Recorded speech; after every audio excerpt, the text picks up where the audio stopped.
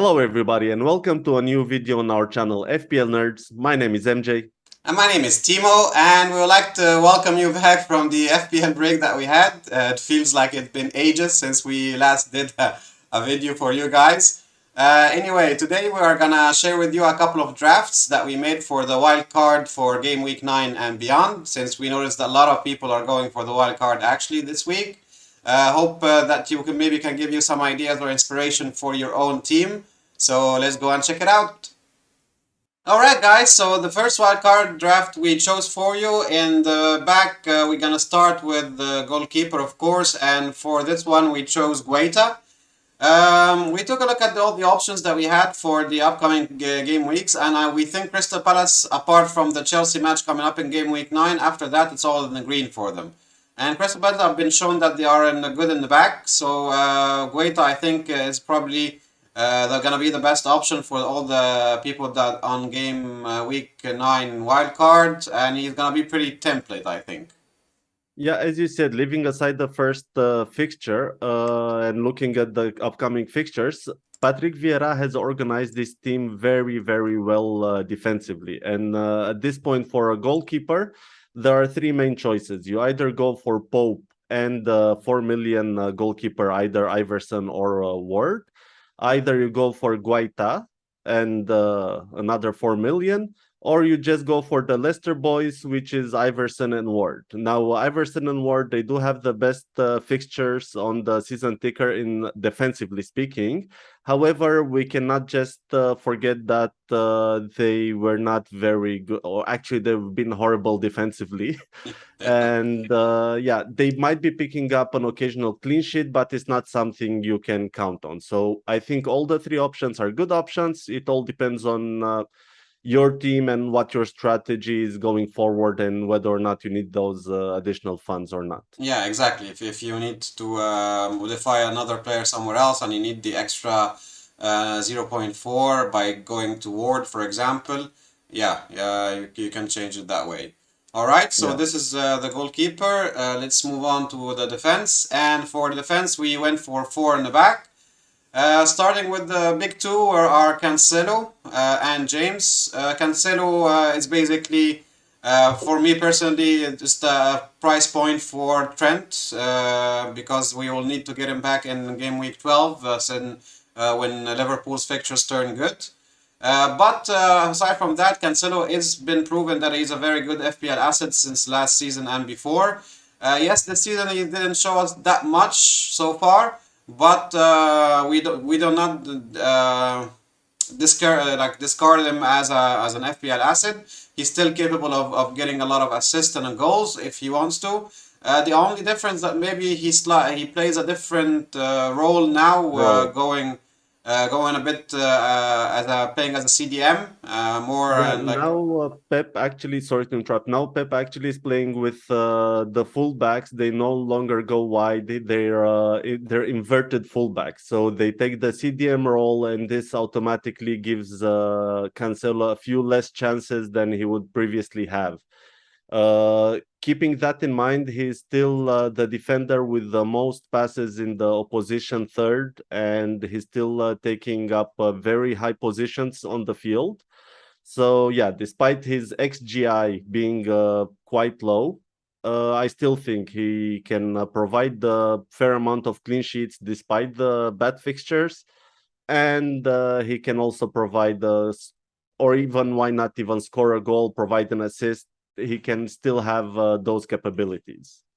Yeah, true. I still believe Cancelo can do some damage in the upcoming few game weeks. And if we take a look at Manchester City, yes, they have Manchester United next, but they're playing at home, and Manchester United this season are not very great. So I'm not gonna say a clean sheet because they still can score there, but offensively he can still get something from this match. After that, it's Southampton, which is a great fixtures for them, and then Liverpool and a blank, which that's the tricky part with Liverpool. And the blank you can always in game week 12 whether bench him if you want to keep him after that because the fixtures are also not bad, or you can switch him to Trent as we said. Yeah, exactly. That's the main reason I think he's on in this team is because of his price point. And Indeed. the fixtures for Liverpool starting game week 12 are absolutely amazing. True, true. All right, so next to him is James. Of course, Reece James need no introduction. He's been one of the best players for us as FPL managers since even the last season.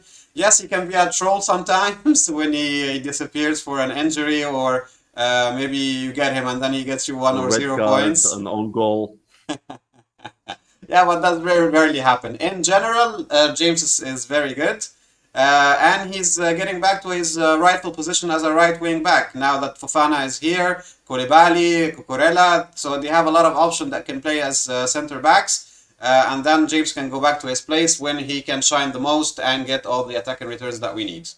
Yeah, also we've seen in now considering there's a new manager, Graham Potter. We've seen the way he also plays with his wing backs. He's really relying on them. And on the right side, there was March, who was very offensive actually.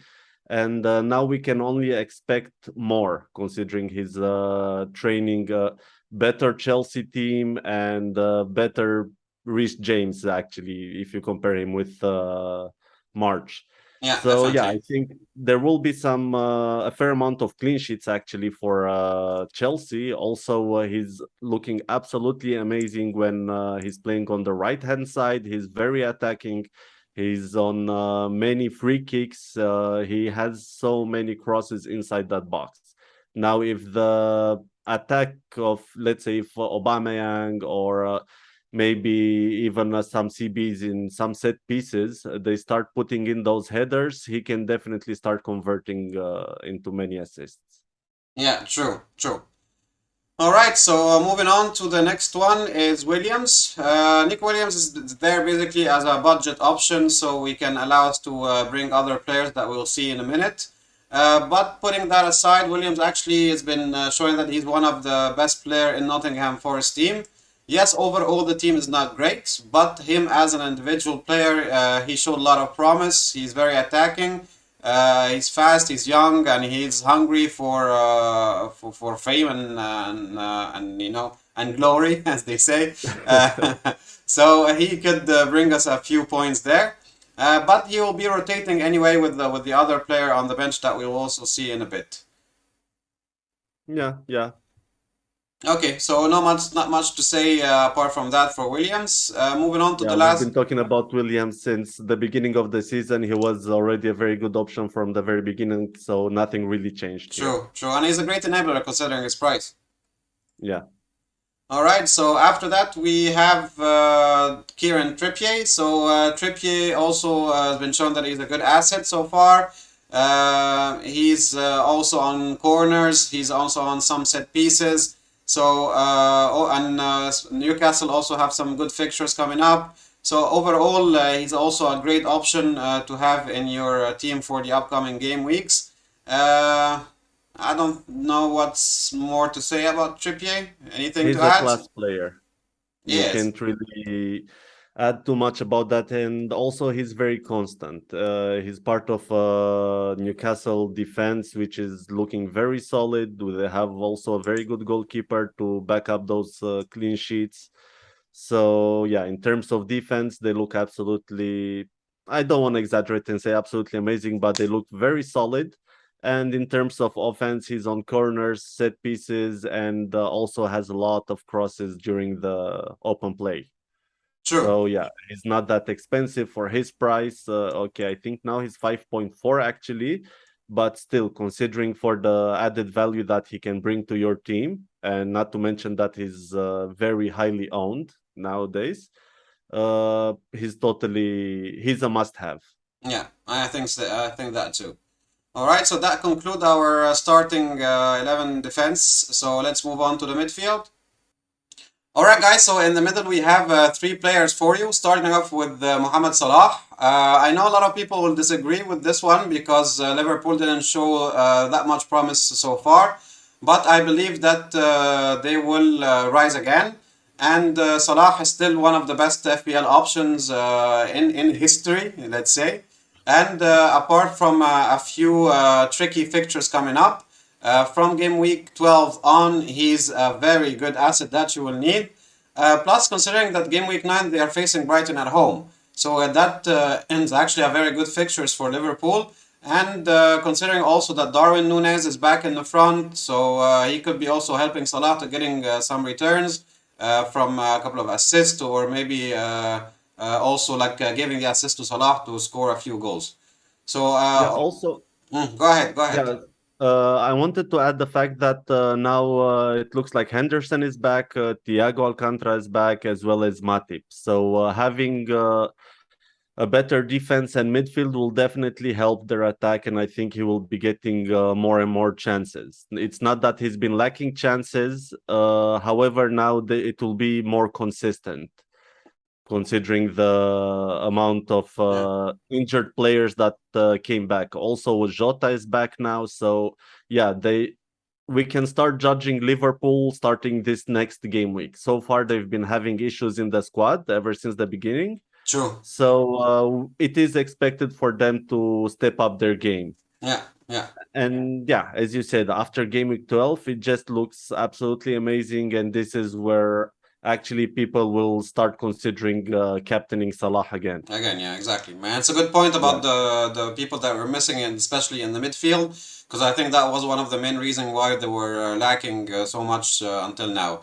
Because missing Henderson and Thiago, both of them in the middle, that affected them a lot. So yeah, I agree with you. Now they're back, thing could be different, and they already showed in the last match against Ajax that they can still be good because they won and Salah scored. So I think the jinx is broken and Salah will be back to his former glory. Yeah, let's hope so. Yeah, that's Let's all. see what So, happens. okay. Yeah, and now next to Salah, there is Wilfred Zaha. He's been absolute class ever since the beginning of the season. He's been providing some very surprising goals against Liverpool. And yeah, overall, so far he has 4 goals. But looking at the fixtures that are coming, leaving aside the Chelsea fixture, which also I'm not gonna say that he's not gonna score because Crystal Palace are very good on the counter attack, and Wilfred Zaha will most probably be the front man there, which will be receiving those long balls. After that, starting game week 10, they have Leeds at home, Leicester away, Wolverhampton at home, Everton away, and then Southampton home. And we can even go further, but the point is that their fixtures look absolutely amazing, and especially from attacking perspective, I really think Zaha will be getting a lot of chances to score. Now, obviously, this is still Crystal Palace. It's a solid team. However, we cannot expect Zaha to score a brace in every single match. But considering his price point of 7.2, if I'm not mistaken, he's an absolute gem. Yeah, yeah. And for the if you look at the 6 game projections for Zaha, actually, he's on the top maybe 10, 12 players after the big names, projected of 26.3 points. So for his price point, I think that's pretty good, and I think he can even get more if Crystal Palace continue to show this form ahead, especially with the good fixtures coming up. Okay, so next to Zaha, we have Madison. Actually, Leicester are on the top in the Caesar ticker for both attack and defense. I know Leicester overall are not the greatest team, but they could also do good considering the fixtures they have. And if we're gonna choose somebody from the Leicester team that will score us some point, the only obvious option is Madison. So far, he scored 3 goals and 1 assist. So I think that's pretty good from the start until now. And considering the great fixtures that Leicester have, I think he can bring us some more points. Taking into consideration, of course, the fixture next to Nottingham Forest, which is the best one for them so far. So let's see. Yeah, they have this Nottingham Forest at home. After that, Bournemouth away, Crystal home, Leeds at home, Wolverhampton away. So basically, they do have a very good set of fixtures. Also, we know that sorry, not Zaha, Madison is a very tricky player, and considering he scored in the last game against Tottenham, there is a possibility that he will. Have next few set of fixtures in which he will provide some attacking returns. Now, as you already said, they are not the best team so far, but I cannot just ignore the fixtures they have ahead. Yeah, All beautiful. the coming fixtures, or if not many of the coming fixtures, are with teams to target. Yeah, true. So yeah, I think at this point, if you have the possibility and the budget to get to put Madison in the team, he's definitely a good choice. Yeah, I agree. Let's then move on to the front. When we have in the front a little bit of a surprise for you guys in the front because we first option we went with is Aubameyang. Yes, okay. So Aubameyang didn't really play that much, or not at all actually, with Chelsea so far in the Premier League. But we know from previous season that he is a great attacker and he can get on one of these runs when he starts scoring. And I know that in the other leagues he were playing, he did also pretty good. I think MG, you have the numbers. Yeah, he played actually 17 matches in La Liga. He played 17 matches, scored 11 goals and one assist, Pretty good. which is pretty decent actually. And also, let's not forget the first time Aubameyang joined the Premier League, he hit the ground running. True. Okay, I don't, if I can remember correctly, he played around 10 matches and scored 8 goals. I'm not very sure of this information, but if I can remember correctly, it was somewhere around this. And yeah, now Graham Potter, I really think it's going to be a good refresh for this Chelsea team. With the likes of Sterling and Aubameyang, we're still not sure whether Sterling is going to be playing down the left or as a striker alongside Aubameyang. But Hmm. it looks like Aubameyang will have his place nailed, and really expecting to see a Well, lot of good things from his side. true. And And with the Chelsea, sorry for interrupting, but yeah, go Chelsea ahead. was missing actually the number nine. They tried a few options last year Yeah, with Lukaku, who didn't really do much, and he wasn't really a good fit for Chelsea. So they were really missing that very attacking number nine. And Aubameyang, it could be that one for them with the help of Sterling, as you said, maybe on the left, coming and then dribbling through the players like he loved to do, and then passing to Aubameyang, which he can always get a goal from there. So I'm expecting good things from Aubameyang, and I think he could be a very good option moving forward. yeah. There's a really nice duo happening there between. Okay, maybe this from the Champions League match as well as other match. There's a really nice duo between Aubameyang and And Sterling. yeah, They did not really play together before. However, it looks like they've been previously teammates, and I think they will be collaborating together pretty well in this Chelsea attack. okay. So a new kin and son, but in Chelsea. Yeah, sort of. I wanted to try to avoid to say that, not to raise too much expectations, but this is exactly what I had in mind. All right, good. All right, so next to Aubameyang, we have the essential, let's say, Erling Haaland. You cannot have any wild card draft coming up for the next 5, 6, or even to the rest of the end of the season without having Haaland. Oh, He's no way. he's been a scoring machine since he got into the Premier League. His ownership now is soaring over 80%. So And if he's you everybody's favorite captain. Indeed. So if you don't have him and you don't captain him and he scores, you're very, very hurt in the ranks. So I think Haaland is a must-have in any wildcard draft you will consider doing from now to the end of the season, I think. Yeah, definitely, definitely. All right, so to finish up the team, starting 11 is Mitrovic. So Mitrovic also has been, as we said in previous video, always been on the top of all the scoring metrics.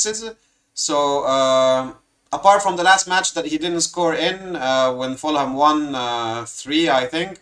Yeah, Apart yeah, from 3-2. Yeah, apart from this one, everything else he looked good and he scored a few goals there. And very So consistent.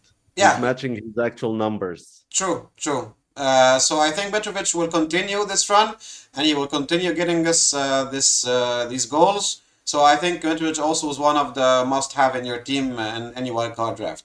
The third option, you can always, of course, consider changing to somebody else if you're not sure about Aubameyang. but that we will see in the next draft anyway. We'll show you a little bit of different options with the players.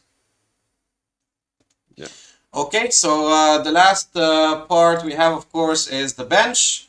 And for the bench, we went for Wards as a goalkeeper replacement because considering that Leicester have very good fixtures coming up, he can always rotate with Guaita in cases of he having a bad match or something.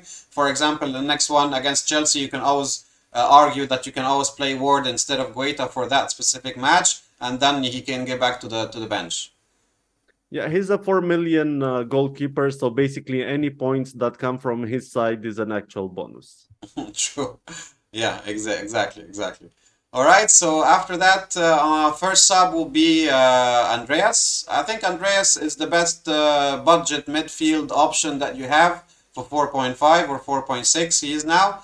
Uh, so yeah, I don't think there's much to say about Andreas because he's very kind of stable option to have in your team because he's always playing 90 minutes. He can get you also the assist here or there. So for his price point, I think he's the best option you can have on the bench. Yeah, exactly. He's not a player to necessarily rely on, but for his price point, you're basically not paying anything for him. It's the minimum for a bench player midfielder, 4.5, or actually it's 4.6, but most probably most of the people already own him. Yeah, exactly. So he's the best option at this price. No questions asked. All right, and after that we went for another two budget option. Considering, guys, that this is made with my own team value, so it's around 101.5.4. So of course, most of us should be around that point anyway by that time. But if not, you can always modify a bit and go down in some players if you don't have the budget for it. But for example, the next one is Bailey. So Bailey, if you take a look at the Aston Villa fixtures, they're also quite good. If you took just a sec, take a look at the season ticker for Aston Villa, they are pretty good. Yes. So Bailey was one of the most favorites in the beginning of the season. He didn't show that much, and he maybe missed a couple of games that didn't start. But now he's kind of been back. I think he scored a goal and he's starting to play again, to start again for Villa. So he could be a good option coming off the bench if any of the first player didn't play. Yeah, that's the thing. He's mainly still a bench option. Maybe he's gonna be helpful game week 12 as well, for rotating some players.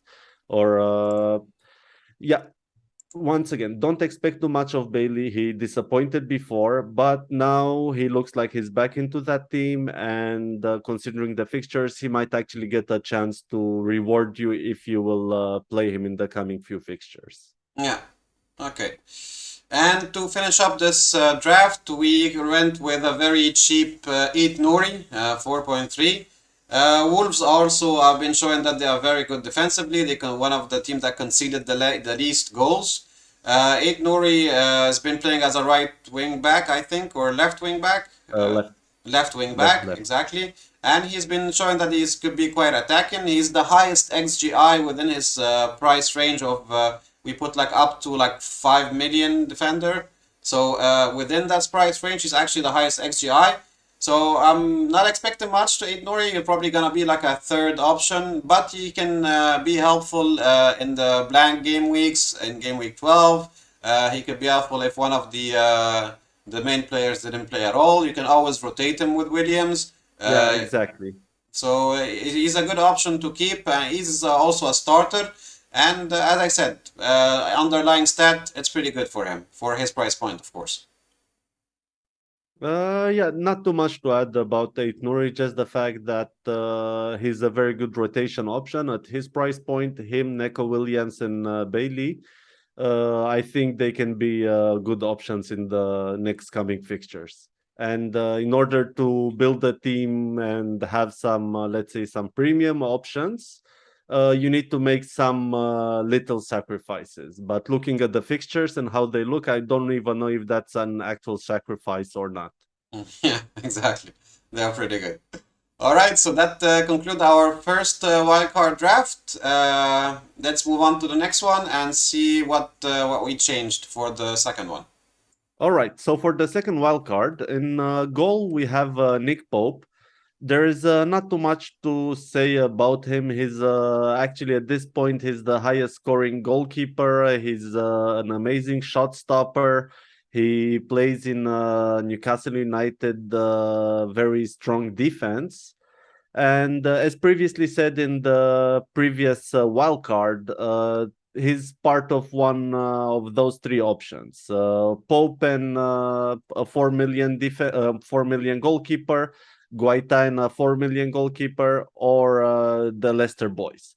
For this wild card, we chose to move on with Pope, despite the fact that he's slightly more expensive. But we also think that in terms of actual points, he can deliver a little bit more points than the others. Yeah, and even in case of they don't get a clean sheet, as you said, he's the best shot stopper in the whole Premier League, so he can get you like safe points if no clean sheet is there also. Exactly. Now, if we move on to the defense, a little bit of a surprise here. We doubled up on the Chelsea defense, and we have Cucurella in the team. Now, the That was your reason, idea. yes, it was my idea, and I'll take ownership of that. About Rich James, there's not too much to say new, as we already discussed about him in the previous wild card. To talk a little bit of Cucurella, he's okay. First of all, he's been playing with Graham Potter at Brighton. We've True. seen, we know that Graham Potter also likes to play with three at the back, and Cucurella can play as a right wing back as well as a left wing back as well as left center back. And Graham Potter played him in both those positions. Leaving this aside, the moment Graham Potter, or actually the moment Chelsea approached Brighton to buy Cucurella, Graham Potter tried his best to keep him in the Brighton team and did not want to sell him. And this is also another reason why he was sold for 58 million pounds. And he is one of the most important Chelsea transfers for this coming period. And last but not least, definitely, are the good fixtures and the fact that Chilwell is still not match fit. So he will be taking most probably that left wing back position, unless over it will be taken by Sterling. We're still unsure on how Potter will play them. But even if he doesn't take the left wing back position, he will be playing as a center back. And at his price, 5.1, I really think he's a bargain, and he should be in many of the FPL managers' teams. Yeah, true. And if you looking even to go cheaper, you can always go Fofana. But the thing that with Fofana, we are still not sure about his minutes and how Graham Potter is gonna fit him into the team. So it's kind of a wait and see. At least with Cucurella, we know that he already started all the matches and he's been a regular starter in this team. Yeah, definitely. And as we said, James, he's just the upgraded version that scores more goals. But yeah, leaving that aside, we have Neco Williams. We already discussed about him. He's a very attacking player. We don't expect too many clean sheets from his side. But overall, for his price, and considering that he will be rotating with some of the bench options that we have, I think he's a great value. Okay, all right. So we already spoke about Trippier also in the previous draft. So let's skip this one and then go straight to the midfield. All right, so we decided to go with a 4-3-3 formation. So therefore, in the middle, our first choice will be Kevin De Bruyne. He's an excellent way to enter that Manchester City attack and be doubling on their attack, basically. Considering that Erling Haaland is so highly owned, and he will be captained by almost everybody that owns him. And basically, anything that Haaland does will not really put your ranks up or down. So this Kevin De Bruyne is the key for you to actually be able to take advantage of this amazing form that Haaland is showing. And yeah, Kevin is providing the assists. He has this year he has a way more advanced role in the team rather than the previous years. He's playing as a center attacking midfielder in many occasions and pushing forward. So yeah, I think at his price point, considering that game week 12, Liverpool will start having very amazing fixtures. It's a good way to keep the price point there and maybe change to Salah in the Game week, future. yeah, and game week Yeah. 12, indeed. Well, he's pretty much the playmaker in the team, and we know that De Bruyne is a class player, and his assist is always on point, and he's always to like precision wise, he's always very good. So yeah, I think De Bruyne is one of the greatest assets actually that we can have in FPL in general. Yeah, the only downside for him is that game week 11 he will be playing Liverpool and game week 12 he will be blanking. So my suggestion here is keep him for game week 11. There's no need to make a side move to get Salah because we don't really know what's going to happen in this match. Any of the two can score a brace at any point, like we've seen last season. And for game week 12, then you can change him for another Yeah, asset. true, true. All right, and next to De Bruyne is Zaha and Madison, which we already spoke about in the previous draft, so no need to go to any further information. So let's go ahead right away and see who we have in the front. So in the front for this combination, actually we chose to go with Tony, Haaland, and Kane.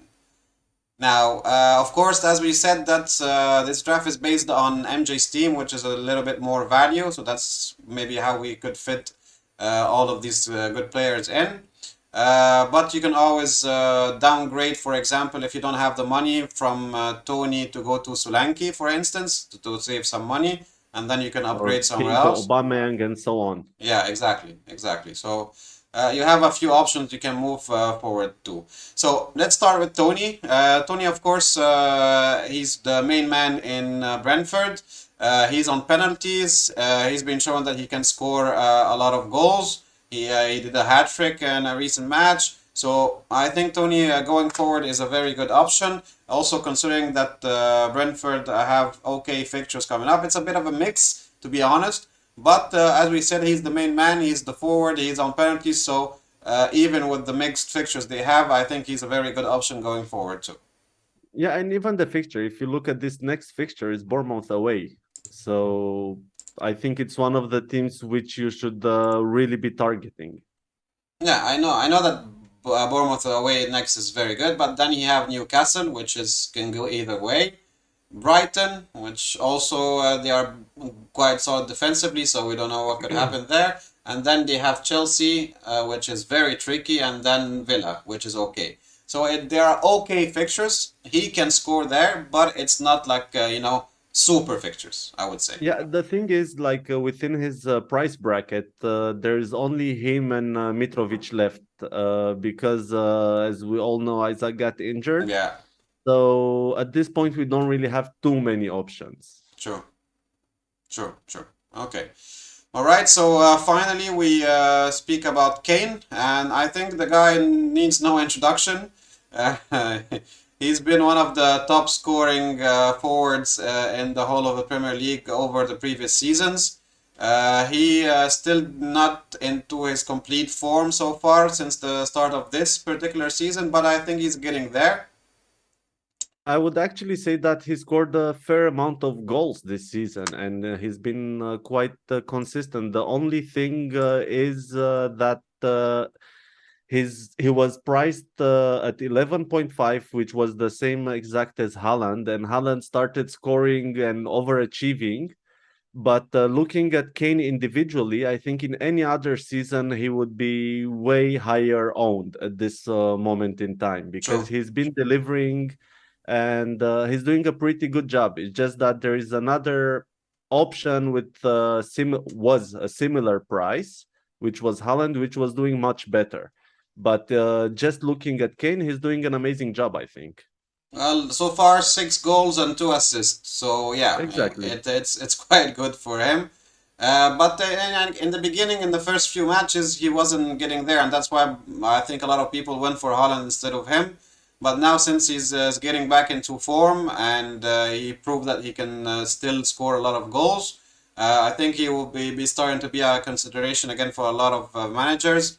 The only thing, of course, is its price point. It is a bit hard to fit with Holland and a third premium unless you have a little bit or a bit more budget, or if you're willing to sacrifice somewhere else in the team so you can get him in. But in a front three of Tony, Holland, and Kane, I think it's pretty good for the upcoming 5 or 6 game weeks. Yeah, yeah, definitely. All right, so the last one, last part of this draft that we have is, of course, the bench. So on the bench, we went for Ward, typically, Andreas also, and then we had to go for a very, very non-playing option, which is Colback in Nottingham Forest, because we needed, of course, to save some money to get this 3 premium draft. Yeah, Uh, he's 4.3 at the moment. yeah, exactly. So we had to go very, very cheap. And then finally we have Guay from Crystal Palace. Since we don't have Guaita in the back as a goal, so we needed to have somebody to secure us on this potential clean sheet of Crystal Palace with the great run of fixtures they have. So we went for Guehi. He's a 90-minute man. He's always starting, and he's quite cheap for a defender. And Oh, he definitely. and he could be a good rotation with Williams in the matches. If you ask me to be honest, after this first Chelsea match, I would personally not rotate him. I would just keep him in the team. He's a 4.3 player that will be providing some clean sheets. Crystal Palace look pretty solid defensively. Patrick Vieira is doing an amazing job. So, to be honest, I wouldn't necessarily be rotating him because the next fixtures look pretty decent. After Chelsea, of course. Yeah, yeah, yeah, yeah. All right, guys. So that's it for the 2 wildcard drafts. I hope that you enjoyed it and maybe could give you some ideas about what to do in your own team. Let us know in the comments below if you have any suggestion or any additions that you would like to add to this. Please don't forget to drop us a like, subscribe, and hit the notification bell so you can get all the new videos. And stay tuned because we have another maybe video or two coming up this week before the game week starts. All right, so have a good one. See you soon. All right, cheers.